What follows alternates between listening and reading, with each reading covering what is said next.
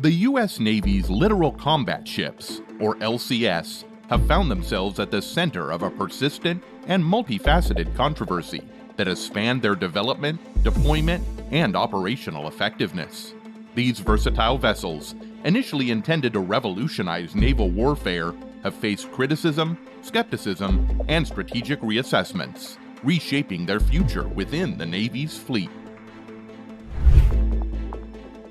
The LCS program emerged in the early 2000s as a response to the changing nature of maritime threats, emphasizing the importance of operating in shallow coastal waters, or the littorals. The vessels were envisioned as adaptable platforms, capable of swiftly changing mission roles through interchangeable modules, promising cost-effective solutions to various naval challenges. However, the LCS concept sparked debates even during the program's development phase. Critics argued that the ship's modular design might compromise their overall capabilities and robustness. Despite this, the program pressed forward, eventually constructing and deploying multiple LCS variants. One of the most significant controversies surrounding the LCS program has been the operational issues and maintenance challenges these ships have faced in their service. Reports of technical malfunctions, system failures, and unexpected breakdowns have raised concerns about the vessel's reliability, readiness, and overall mission effectiveness. Critics argue that these operational hurdles have led to an increased workload for maintenance crews, resulting in more extended downtime and reduced availability for active service. This, in turn, has prompted questions about the ship's ability to fulfill their intended roles in coastal operations, and whether they can effectively contribute to the Navy's broader strategic objectives.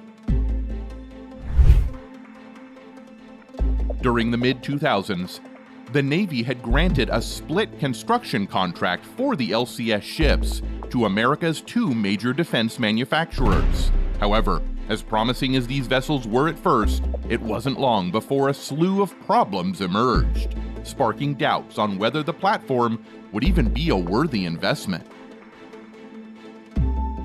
Both variants have been plagued with technical challenges and design defects, with their viability in high-risk or contested areas a constant source of contention by authorities, even up to the present.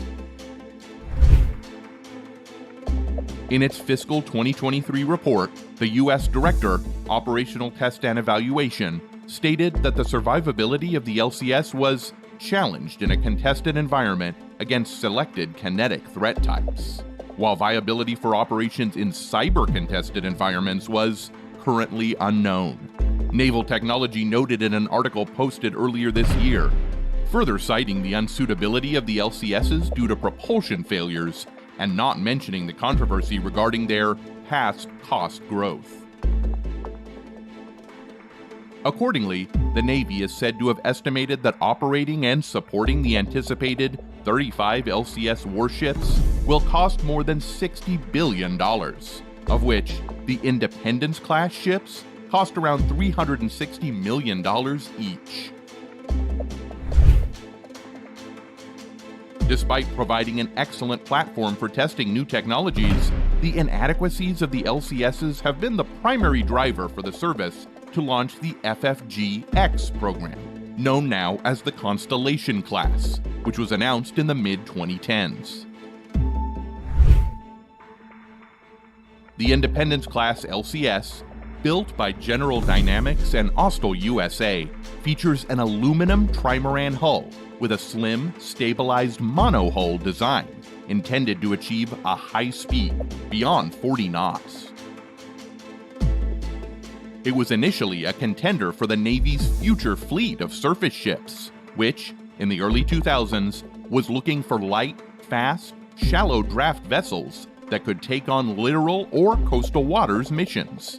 A stable ship operates in a near-shore environment and is capable of supporting forward presence, maritime security, sea control, and deterrence against 21st century threats. Nevertheless, in May 2004, the service split the contract between Lockheed Martin and General Dynamics, each responsible for building the first two ships of Flight Zero, or first-generation LCSs, based on their proposed designs. While Lockheed built steel, monohulled Freedom-class ships classified with odd numbers, General Dynamics would go on to construct the Independence-class vessels with even-number classifications. General Dynamics received the contract for USS Independence, LCS-2, in October 2005, laying its keel 3 months later at the Austal USA shipyard in Mobile, Alabama. Its construction, however, was not as smooth sailing as the Navy hoped. First, the construction budget grew 3 times its original price tag, and trials ran behind schedule due to technical issues.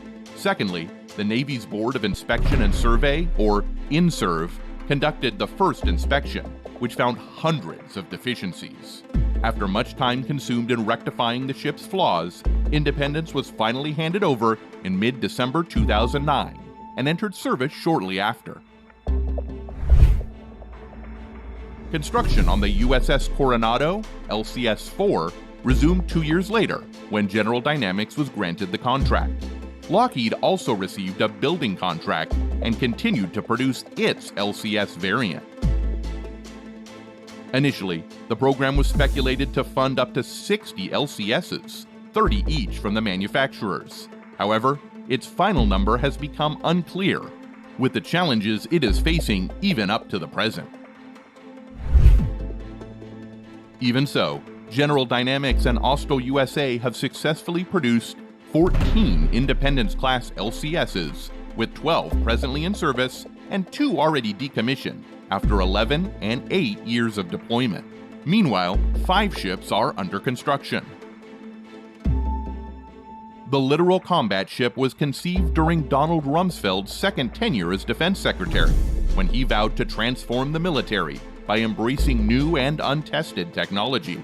These ships were supposed to be light, fast, and able to serve as surface combatants, minesweepers, and submarine hunters. However, the idea of having each ship capable of conducting 3 missions proved impossible. To complicate matters, the Navy selected 2 hull designs for littoral combat ships, the Freedom and Independence variants. While the Independence variant has proven more versatile, 13 ships have developed cracks in their hulls. Even though the Pentagon has determined that LCS is not expected to be survivable in a hostile combat environment, the commander of Naval Surface Forces wants to keep 6 Independence variants in the Western Pacific to show the U.S. Navy's presence in the region, USNI News first reported.